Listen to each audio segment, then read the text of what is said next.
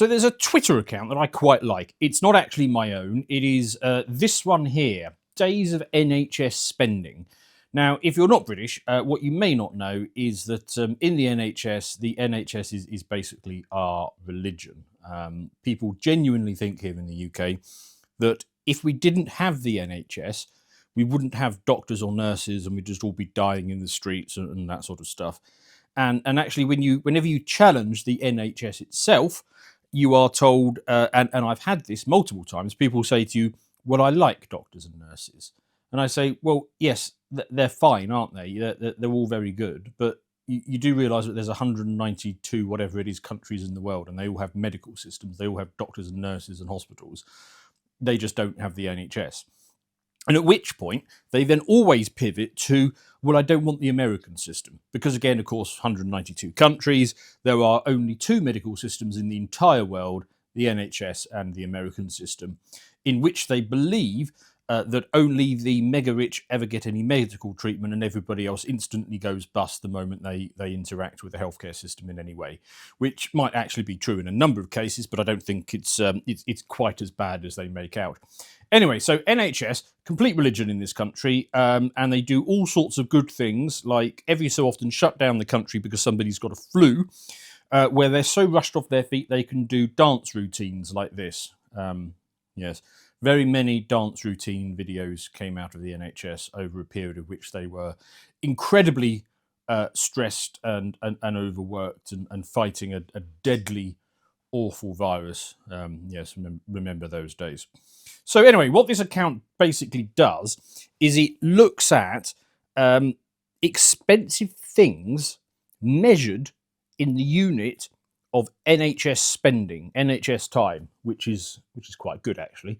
So here we go. So let's start off with the Mona Lisa, which is the world's most expensive painting, and it is apparently valued at was that 678 million, which is 33 hours of NHS spending. So if you are the owner of the Mona Lisa, please send it in to us, because it will get us just over one extra day of NHS spending, and obviously we need that. What about Buckingham Palace? Buckingham Palace is apparently the world's most expensive building, and for that you can get a whole week of NHS spending. So if the NHS comes under stress again, just sell Buckingham Palace, and there you go. You've got another week, which is very good. What's this? Oh, okay. The world's largest warship ever. So this is the Gerald R. Ford class aircraft carrier. Very big ship, that. Lots of planes on it. Well, anyway, that will get you 2.5 weeks of NHS spending. Yes, very good. What about this? This is the Three Gorges Dam in China, which generates apparently 112, what is that, terawatts of energy a year, which, put in UK's terms, that is 40% of our annual energy consumption. So if we could have 2.5 of these, we would basically have free energy in the UK. But what are we getting instead of free energy in the UK?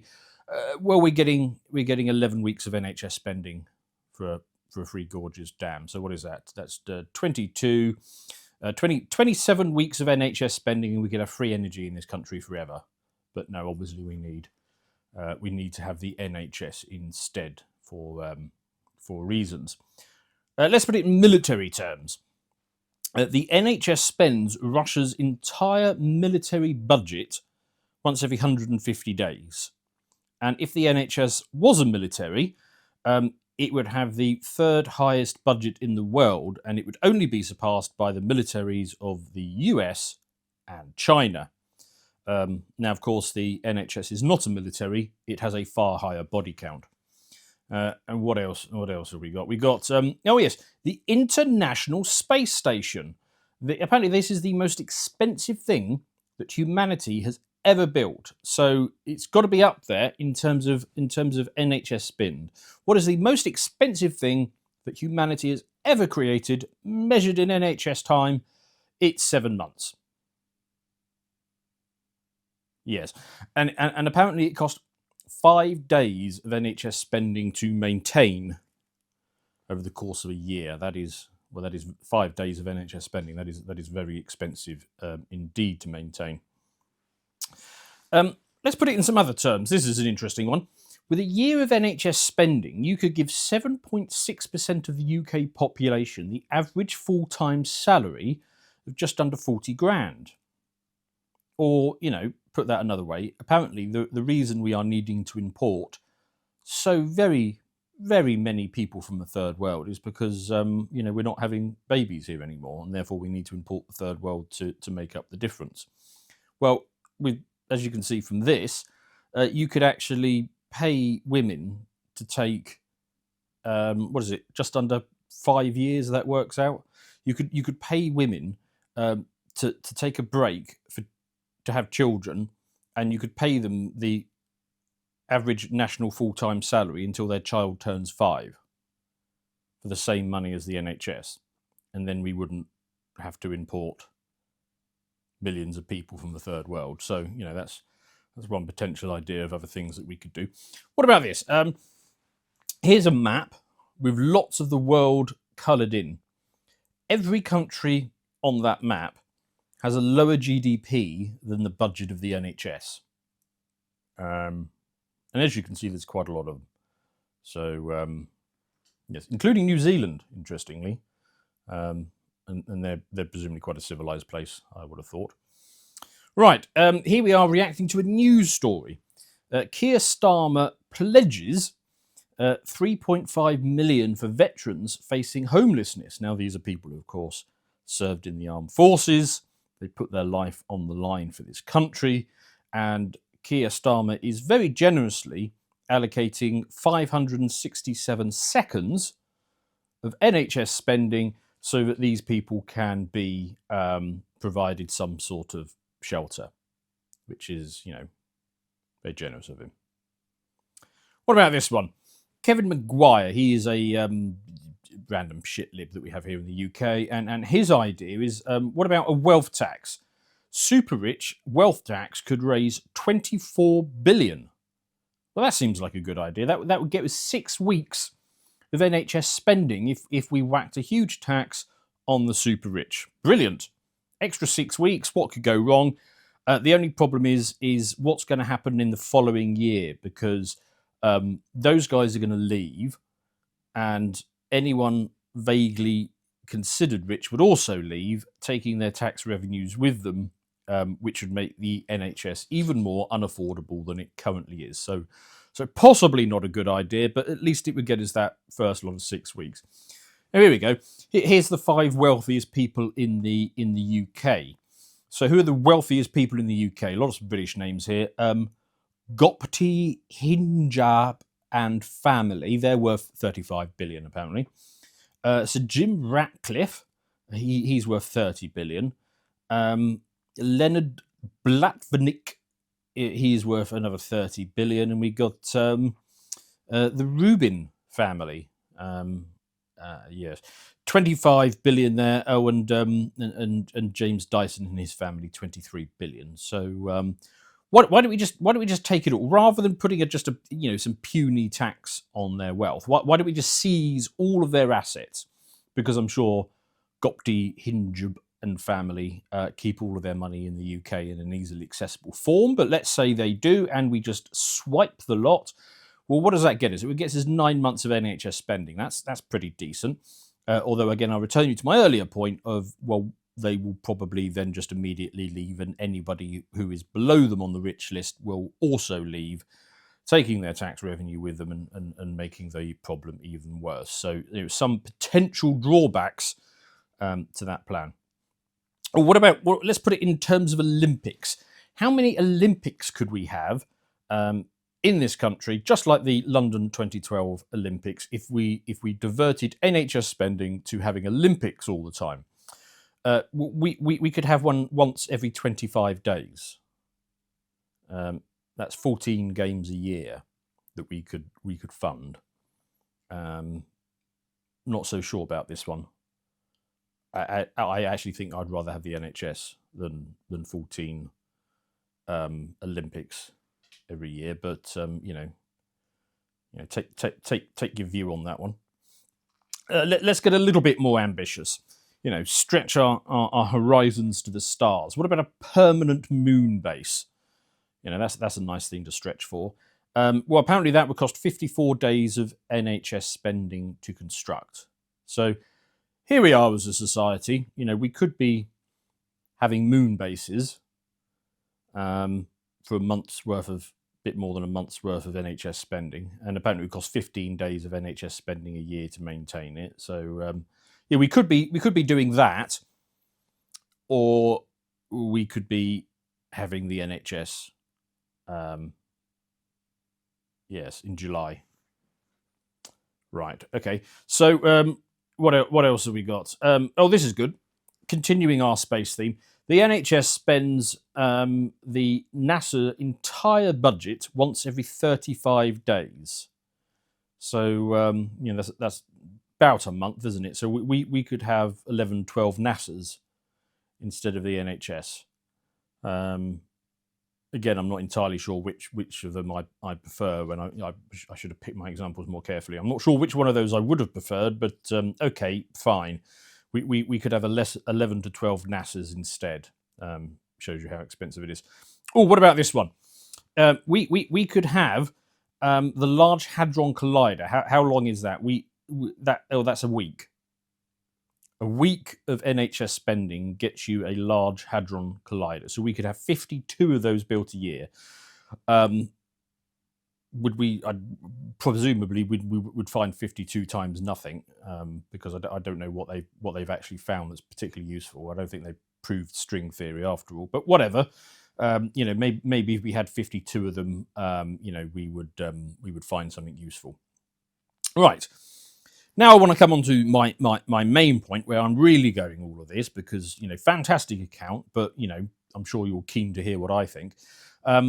This one, on average, building a 2-bedroom house in the UK costs just 50 seconds of NHS spending. So that is 620,000 houses that we could build in the UK every year if we didn't have the NHS. Now, this is where I start to get thinking, you see, because the NHS is a religion for people in this country. People cannot possibly imagine that it would be even vaguely possible to, get a cut sewn up or something if you didn't ever have an NHS. How British people imagine the rest of the world operates, I really don't know. But okay, a thought experiment that I've often posed to people is the NHS came out of the Second World War, the response to the Second World War, where people were thinking, well, look, we've had a bit of a rough time for a while, and fair enough, they did. I'll grant them that, and we need to do something nice for people, and they alighted upon the idea of having a national health service. Okay, fair enough. But it could have easily gone, another way. Maybe we could have ended up after the Second World War with the NFS, the National Food Service. Now, with the National Food Service, of course, every cafe, every restaurant, every supermarket, every farm would be run by the state and not by free enterprise. Presumably, there'd be a handful of restaurants available for the super rich, but essentially the entire food system would be run by the state. Now, the argument for the NHS, of course, is, well, everybody needs medical care, so it's vital that the state does it. Well, by that same notion, everybody needs food. So why shouldn't the state do that? Because in fact, it's even more important, isn't it? I mean, most people can go years, decades at a time without really needing any sort of medical intervention. You can't go more than a few months without food, can you? So what if we had an NFS created after the war? Now think about how British people would think about that. They would be absolutely convinced that you wouldn't be able to get food if it wasn't for the NFS. And if you challenged it, people would say, well, I like chefs and waitresses. What have you got against chefs and waitresses? And if pushed a bit more, they would say, oh, well, I don't want the American system. where people are presumably starving or they're getting really fat with bad food, and only the rich can afford to have a lovely sandwich or whatever it is. That is how British people would think about it. But let's return to this tweet. Let's construct a different version of what this country could look like if we decided to dedicate vast amounts of state spending to solving a problem. And let's focus on houses, because it says that we could build 620,000 homes a year. We get in this country about 800,000 people a year turning 21. Now, what if we said that as soon as you turn 21, two criteria: you've turned 21 and you've got married. We're going to give you a house. The state will buy a plot of land, build a house on it, and then that's yours. Just be over 21 and get married, and you've got a house. Now, of course, that's per couple. So you've actually got a third of the NHS spending left over as a dividend on top of that. So actually, you could make provisions for people, the occasional 9-year-old who has leukemia. You could still make provisions for people, in very dire situations. But essentially, your house would be provided the day that you turn 21 and get married, and you would just have to make your own way. You'd have to make your own provisions for healthcare, as opposed to the other way round, the way that we do it now. The way we do it now, of course, is you fork out, depending where you are in the country, somewhere between 1,500, 2,500, maybe a bit more if you're in London, on your rents, or even your mortgage. For mortgage, it could be quite a lot higher than that. But you don't have to worry about making provisions for healthcare. Now, if you think about that, what that really is we're shifting the burden onto young people and subsidising old people. In fact, we kind of do that with everything. Pensions and NHS is by far and away the two biggest spending thing, well, apart from debt interest on money that we borrowed to pay pensions and for the NHS. So I suppose the top three things really are basically subsidies to old people. And you get old people who look at young people and they say, well, look, you could easily have a house if you just stopped having a subscription to Netflix and eating avocado toast. I don't think they quite understand. That meme of a diverse woman trying to push the concept of GDP per capita uphill. That's basically boomers with the concept of inflation. So yeah, you get these old people saying, yeah, you young people could easily have a house if only it wasn't for your spending. What about in this other world that I've described, where you got a house when you turned 21 and got married? Well, in that world, young people they could be saying to old people, they could be saying, oh, I don't know what you're complaining about with, trying to get your 5th hip replacement and your insurance doesn't cover it. If you just went on fewer Saga cruises, and had less scone lunches, then you would easily be able to afford it. I don't get what you're talking about. Stop being so entitled. Now, I'm not advocating for this system. I'm not saying that is the system that we should actually use. I'm just trying to highlight that when you have massive state intervention, and that state intervention favours a particular demographic, you are subsidising that demographic, and you are layering the costs on a different generation. And if you are completely blind to that, then you're going to say all sorts of silly things like, oh, young people just need to try a bit harder, as if there is not massive intervention going on here. And let's take the thought a little bit further, while we, let's warm to the thing. And again, I'm not advocating this. I'm just throwing it up as a thought example of how absurd the situation is. Okay, let's say that we did have this system. You turn 21, you got married, you get a house. And we're talking about, basic 2-bedroom houses here, but still 2-bedroom house, little garden, driveway, everything you need. That's a home. Now, what would that do to our society? Well, first of all, it would greatly encourage people to get married early because there's a massive incentive to do so. So rather than these, bitter harridans going around making themselves, terribly depressed with their absurd standards for men, they've all got to be 6'7" and earning £5 million a year and all the rest of it. They would actually knuckle down and be realistic, and find somebody sensible who was a decent chap. um, they would get married young, and that would foster a sense of community, a sense of belonging, a sense of participation in the nation. Of course, young married people with a home would very likely start having children a lot earlier, so there would be a lot more Brits. And then we couldn't possibly use the excuse that, well, we're not having babies enough, and therefore we need to import as many Africans as we possibly can in order to make up the gap, because we would have loads of British people being produced all the time, who are part of a community, who are part of a family network, who have British values. And you just think if that experiment had been run over the last 50 years instead of the experiment that we did run, there would be very little inwards immigration, because we would simply have no need for it and we wouldn't be able to justify it. There would only be the natural flow of people who genuinely had skills that we particularly needed, but we'd be throwing out a lot of our own people.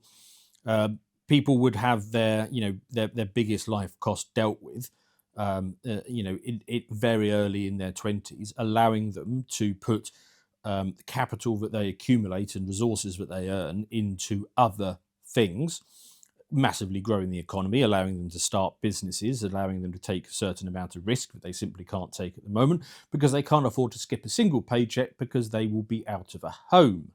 So it would foster a much larger, more robust economy of native people who would be willing to take more risks. They would have bigger families, and of course, how would that scale up the generations? Well, you'd start off in this little 2-bedroom house, wouldn't you? And let's say we introduce this tomorrow. You'd start off in a little 2-bedroom house, and what about people my age? What about Gen Xers, people in their 40s?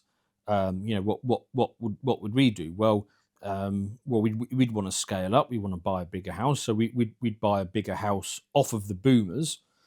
Because of course, in this scenario, we've all got now big families, so we've got a whole bunch of teenage children. We've probably got 5 or 6 children knocking around, so we're going to need a nice big house.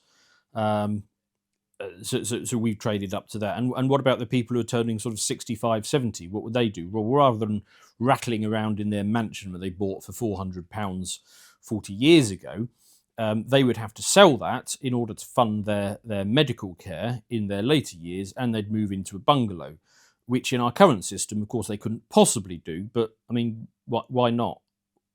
Why can't you move into a bungalow in your old age when it's just 2 of you, and sell that house to people in their 40s who would have lots of kids and would actually need the room, who would actually make use of a 5-6 bedroom house?